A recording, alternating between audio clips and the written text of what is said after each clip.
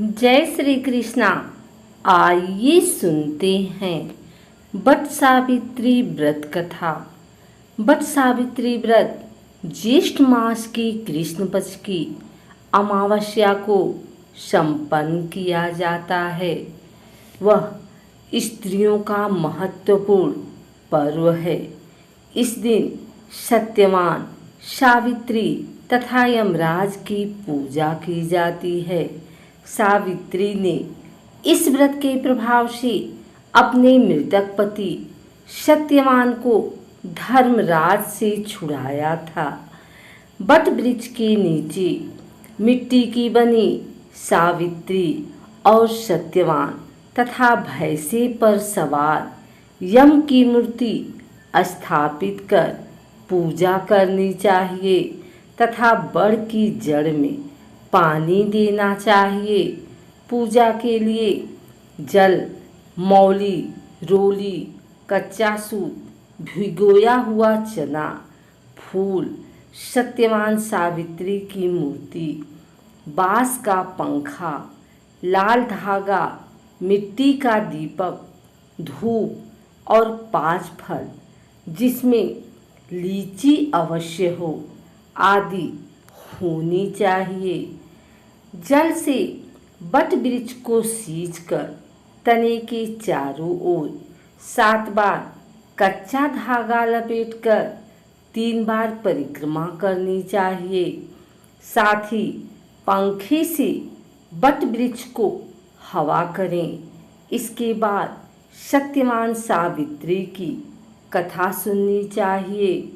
इसके बाद भीगे हुए चनों का बायना निकालकर उस पर यथाशक्ति रुपए रखकर अपनी सास को देना चाहिए तथा उनके चरण स्पर्श करने चाहिए।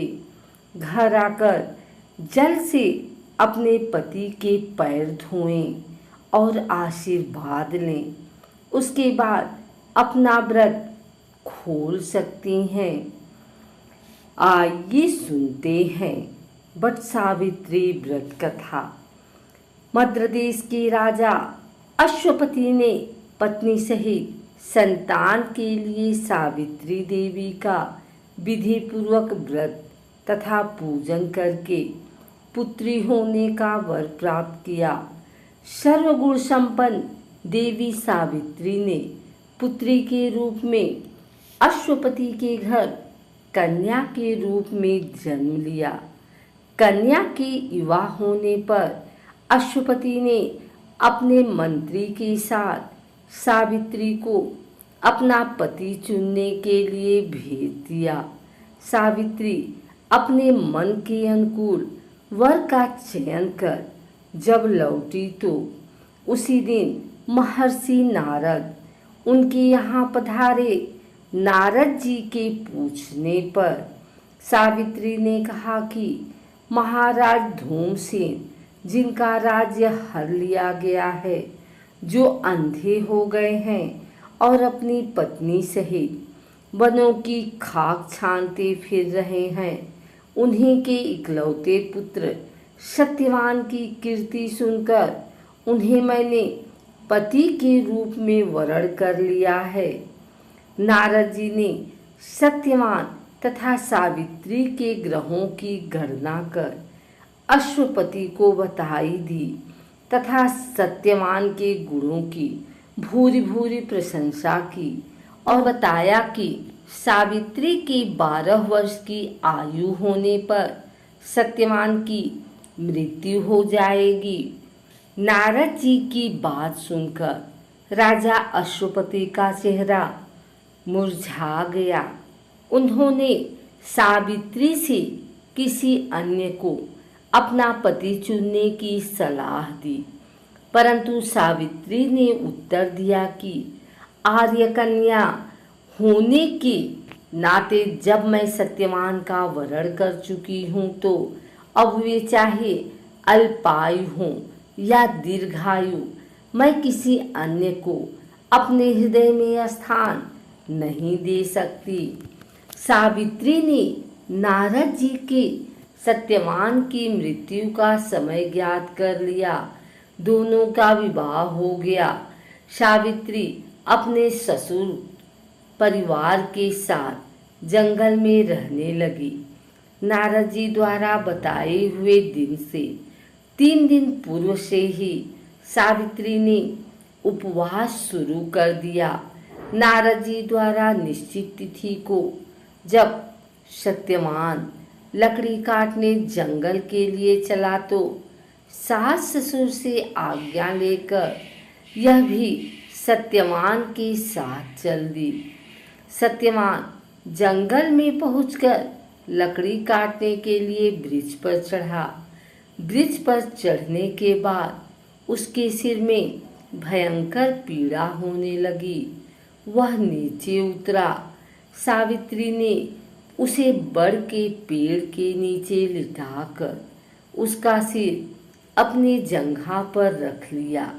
देखते ही देखते यमराज ने ब्रह्मा जी के विधान की रूपरेखा सावित्री के सामने स्पष्ट की और सत्यवान के प्राणों को लेकर चल दिए। कहीं कहीं ऐसा भी उल्लेख मिलता है कि बट वृक्ष के नीचे लेटे हुए सत्यवान को सर्प ने डस लिया था। सावित्री सत्यवान को बट वृक्ष के नीचे ही लिटाकर यमराज के पीछे पीछे चल दी। पीछे आती हुई सावित्री को यमराज ने उसे लौट जाने का आदेश दिया। इस पर वह बोली, यमराज जहाँ पति वहीं पत्नी, यही धर्म है और मर्यादा है। सावित्री की धर्म निष्ठा से प्रसन्न होकर यमराज बोले कि पति के प्राणों के अतिरिक्त कुछ भी मांग लो। सावित्री ने यमराज से सास ससुर के आँखों की ज्योति और दीर्घायु मांगी। यमराज तथास्तु कहकर आगे बढ़ गए। सावित्री यमराज का पीछा करते रही। यमराज ने अपने पीछे आती देख सावित्री को वापस लौट जाने को कहा तो सावित्री बोली कि पति के बिना नारी के जीवन की कोई सार्थकता नहीं। यमराज ने सावित्री के पतिव्रत धर्म से खुश होकर पुनः वरदान मांगने के लिए कहा। इस पर उसने अपने ससुर का राज्य वापस दिलाने के लिए कहा। इस बार उसने अपने ससुर का राज्य पा लिया। सावित्री अब भी यमराज के पीछे चलती रही। इस बार सावित्री ने यमराज से 100 पुत्रों की मां बनने का वरदान मांगा। तथास्तु कहकर जब यमराज आगे बढ़े तो सावित्री बोली, आपने मुझे 100 पुत्रों का वरदान दिया है, पर पति के बिना मैं मां किस प्रकार बन सकती हूँ। अपना यह तीसरा वरदान पूरा कीजिए। सावित्री की धर्मनिष्ठा, ज्ञान, विवेक तथा पतिव्रत धर्म की बात जानकर यमराज ने सत्यवान के प्राणों को अपने पास से स्वतंत्र कर दिया। सावित्री सत्यवान के प्राण को लेकर बट वृक्ष के नीचे पहुंची, जहां सत्यवान का मृत शरीर रखा था। सावित्री ने बट वृक्ष की परिक्रमा की तो सत्यवान जीवित हो उठा। प्रसन्नचित सावित्री अपने सास ससुर के पास पहुंची तो उन्हें नेत्र ज्योति प्राप्त हो गई। इसके बाद उनका खोया हुआ राज्य भी उन्हें मिल गया। आगे चलकर सावित्री 100 पुत्रों की मां बनी। इस प्रकार चारों दिशाएं सावित्री के पतिव्रत धर्म के पालन की कीर्ति से गूंज उठी।